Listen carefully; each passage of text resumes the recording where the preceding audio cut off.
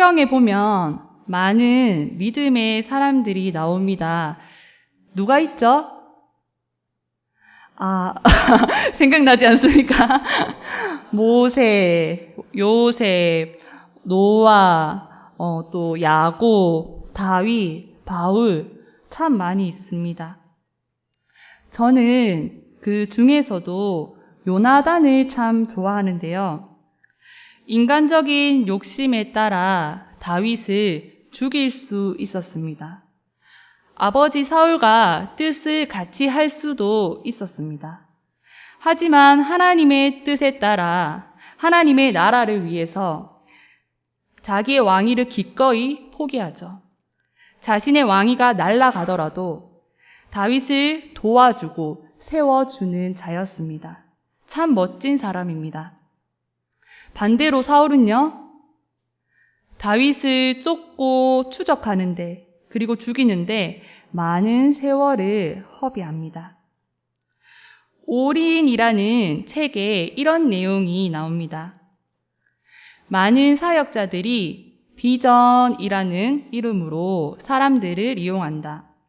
하나님의 나라를 위해 주님을 섬기고 성도들을 섬긴다고 하면서도 정작 옆에서 함께 사역하는 자들을 섬기고 세우고자 하는 마음이 없고 자신이 세운 목표를 위해 그들을 다그치고 이용하려고 든다. 이에 반해 하나님 나라의 비전을 위해 사람들을 세우는 사역자들이 있다. 이들은 주님으로부터 온 이 비전을 함께 꿈꾸게 하고 옆에서 함께 섬기는 자들을 먼저 섬기고 세워간다. 그러면서 저자는 이렇게 질문을 던집니다. 나는 사람을 세우는 사람인가? 아니면 이용하는 사람인가? 나 자신에게 똑같이 질문합니다. 나는 사람을 세우는 사람인가? 아니면 이용하는 사람인가? 그렇다면 우리 주님은 어땠을까? 오늘 말씀을 통해서 주님의 제자도를 살펴보려 합니다. 은혜 아니면 이란 제목으로 말씀 전할 때 각 신령 가운데 주님의 은혜가 임하기 바랍니다. 오늘 본문은 이렇게 시작합니다. 1절 말씀입니다. 그 후에 예수께서 디베랴 호수에서 또 제자들에게 자기를 나타내셨으니 나타내신 일은 이러하니라. 아멘. 오늘 말씀은 부활한 예수님이 제자들에게 세 번째로 나타난 본문입니다. 첫 번째는 도마가 없을 때 제자들에게 나타나셨고요.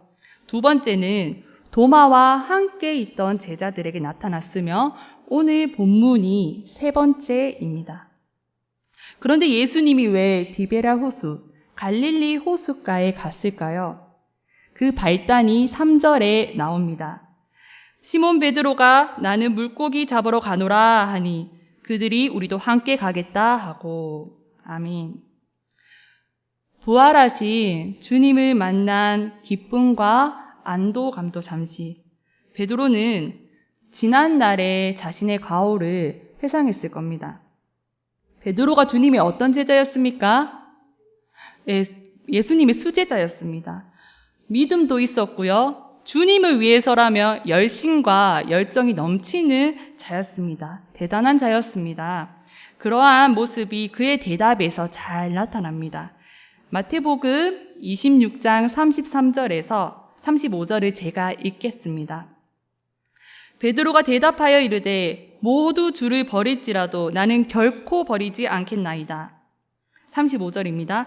베드로가 이르되 내가 주와 함께 죽을지언정 주를 부인하지 않겠나이다 하고. 주님, 다른 사람들은 몰라도 저는 절대 주님을 안 버립니다. 내가 죽으면 죽었지 절대 주님을 부인하지 않겠습니다. 이렇게 확신에 찬 대답을 한 베드로였는데 결국 주님을 3번씩이나 부인했습니다. 저주하면서 부인하고요. 맹세하면서까지도 주님을 부인했습니다. 이 일은 베드로가 큰 잘못을 범했지만 베드로에게도 커다란 상처로 남아있을 겁니다. 그렇게 지난날의 가오를 떠올리며 낙담한 베드로가 다시 고기를 잡으러 갈릴리 호숫가에 갑니다. 결과는 실패였습니다. 밤새 물고기를 잡았지만 단 한 마리도 잡지 못했습니다. 그런 베드로를 주님이 지켜보고 있었습니다. 오늘 본문은 누가복음 5장 1절에서 11절에 소개되는 베드로의 소명 이야기에서 묘사된 대량 포획 사건을 연상시킵니다. 그때도 베드로와 그의 친구들은 밤새도록 수고했으나 얻은 것이 없었습니다. 그러나 말씀을 가르치던 예수의 지시에 순종하여 그물을 내렸을 때 잡힌 것이 많아 그물이 찢어질 지경이었습니다. 이 순간에 예수의 사랑하는 제자는 그 첫 만남 때의 사건을 떠올리면서 호숫가의 그분이 예수임을 직감합니다. 주님이시라 하는 말에 베드로는 즉시 물에 뛰어내려 주님께로 갑니다.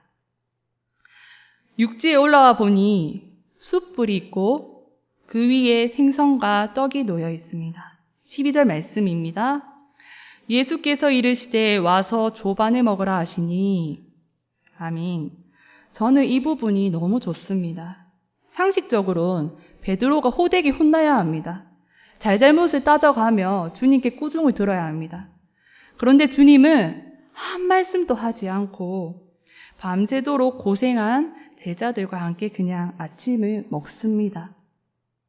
조반을 먹은 후에 예수님이 베드로에게 질문합니다. 15에서 17절 말씀을 같이 읽겠습니다. 15절입니다. 그들이 조반 먹은 후에 예수께서 시몬 베드로에게 이르시되 요한의 아들 시몬아 내가 이 사람들보다 나를 더 사랑하느냐 하시니 이르되 주님 그러하나이다. 내가 주님을 사랑하는 줄 주님께서 아시나이다. 이르시되 내 어린 양을 먹이라 하시고 또 두 번째 이르시되 요한의 아들 시몬아 내가 나를 사랑하느냐 하시니 이르되 주님 그러하나이다. 내가 주님을 사랑하는 줄 주님께서 아시나이다. 이르시되 내 양을 치라 하시고 세 번째 이르시되 요한의 아들 시몬아 내가 나를 사랑하느냐 하시니 주께서 세 번째 네가 나를 사랑하느냐 하심으로 베드로가 근심하여 이르되 주님 모든 것을 아시오매 내가 주님을 사랑하는 줄을 주님께서 아시나이다. 예수께서 이르시되 내 양을 먹이라. 아멘. 주님은 세 차례에 걸쳐 베드로에게 자신을 사랑하는지 묻습니다. 그런데 예수님은 왜 베드로가 곤란해서 근심할 정도로 세 번씩이나 같은 질문을 되풀이했을까요? 그것은 베드로를 못 믿어서가 아니라 그를 진정으로 사랑했기 때문입니다. 베드로에게는 3번 부인한 상처가 깊었습니다. 3번씩이나 주님을 부인한 비겁한 과거는 그가 정상적인 사람이라면 부활하신 주님을 뵐 때마다 몹시도 괴로웠을 겁니다. 예수님은 자신을 3번씩이나 부인한 베드로에게 3번의 사랑 고백을 말하게 하여 그 맺힌 상처를 씻어주고자 했던 것입니다.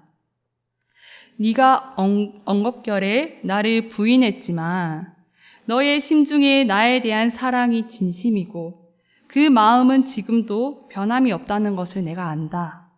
그러니 그것을 끄집어내 너와 내가 같이 확인하고 지난 아픔을 잊어버리자.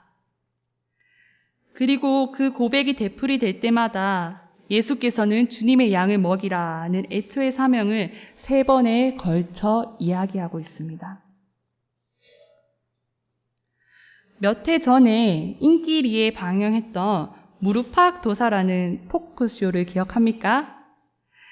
강호동이 진행자로 나와서 분장을 해서 이렇게 게스트를 맞이하면서 토크쇼를 진행하는 프로인데요.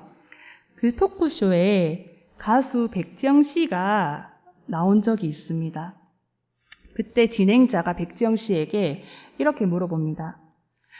여자로서는 수치스러울 수 있는 비디오 스캔들을 어떻게 극복했습니까? 그때 백지영 씨의 대답은 한마디였습니다. 아버지에게 감사드려요. 가수 백지영의 아버지는 오랫동안 공무원 생활을 했습니다. 그런데 딸의 비디오 스캔들이 전국에 터지자 평생을 바쳐온 직장에 사표를 제출합니다. 그녀는 아버지에게 혼날 각오를 하고 고개를 푹 숙인 채 일주일 만에 집에 돌아왔습니다. 그런데 그런 그녀를 아버지는 꼭 끌어안으며 이렇게 말했다고 합니다. 지영아, 힘들었지? 지영아, 많이 힘들었지? 그 말에 그녀는 아버지 앞에 무릎을 꿇고 목노아 대성통곡을 했다고 합니다.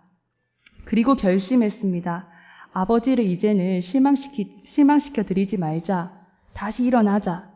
그리고 2년 만에 그녀는 재기에 성공했다는 내용이었습니다.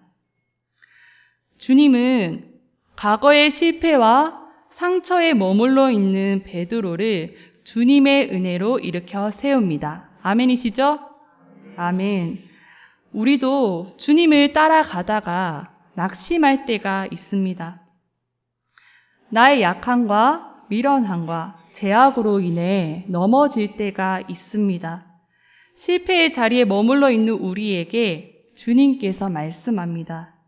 너의 실패의 자리에서, 낙심의 자리에서 나의 은혜로 일어서라.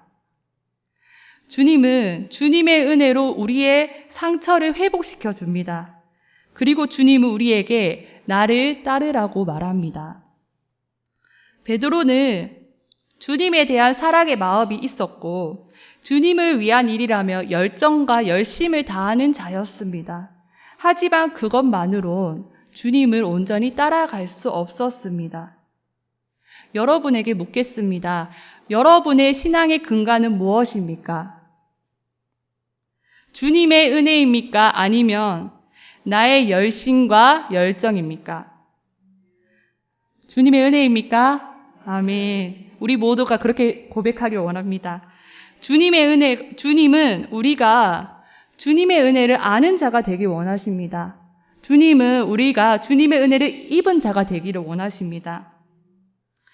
요한복음 8장에 음행 중에 잡혀온 여자의 얘기가 나옵니다. 서기관들과 바리새인들은 범죄의 현장에서 여자를 끌고 와 예수께 이렇게 얘기합니다. 모세는 율법에 이러한 여자를 돌로 치라 명하였습니다. 선생은 어떻게 하시겠습니까? 서기관과 바리새인들은 율법에 열심히 있는 자들이었습니다. 그러자 예수님은 죄 없는 자가 먼저 돌로 치라고 말합니다. 그러자 어른아이 할 거 없이 다 떠나갑니다. 이제 예수님과 여인 단 둘이만 남았습니다. 그때 예수님이 그 여인에게 하신 말씀입니다.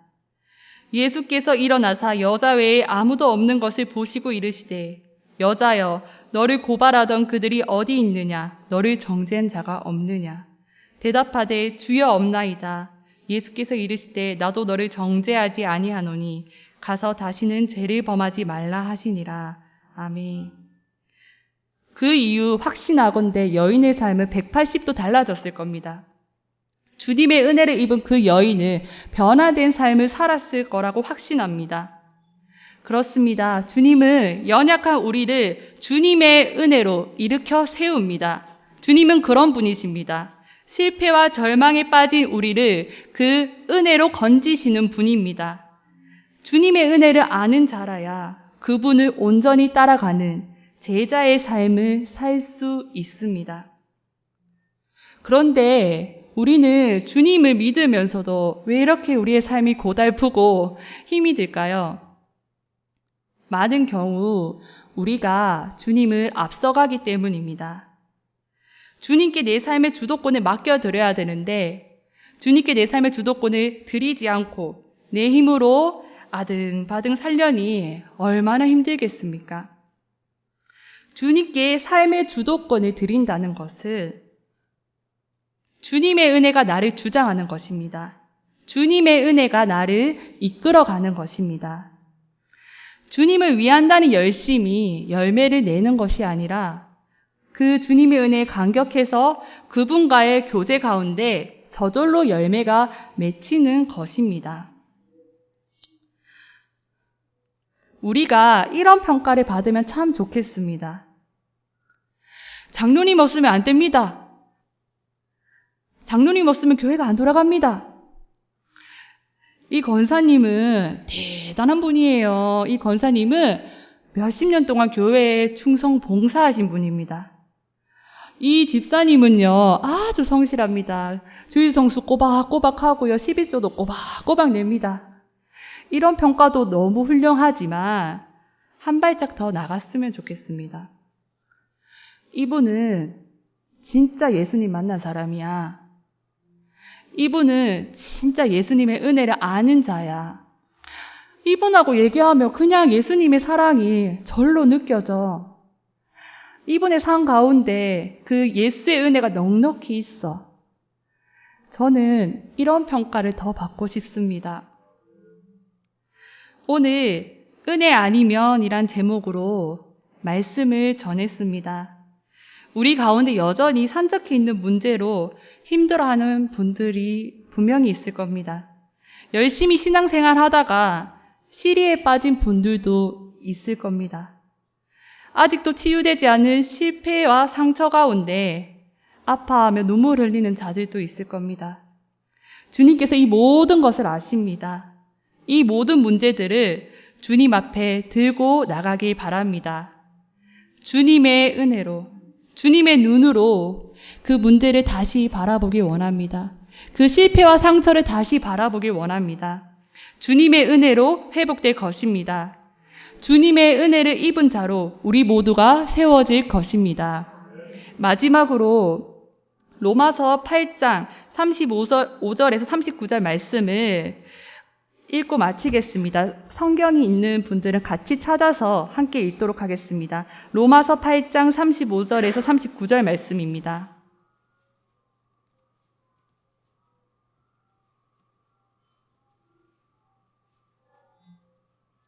로마서 8장 35절에서 39절 말씀을 한 목소리로 읽도록 하겠습니다.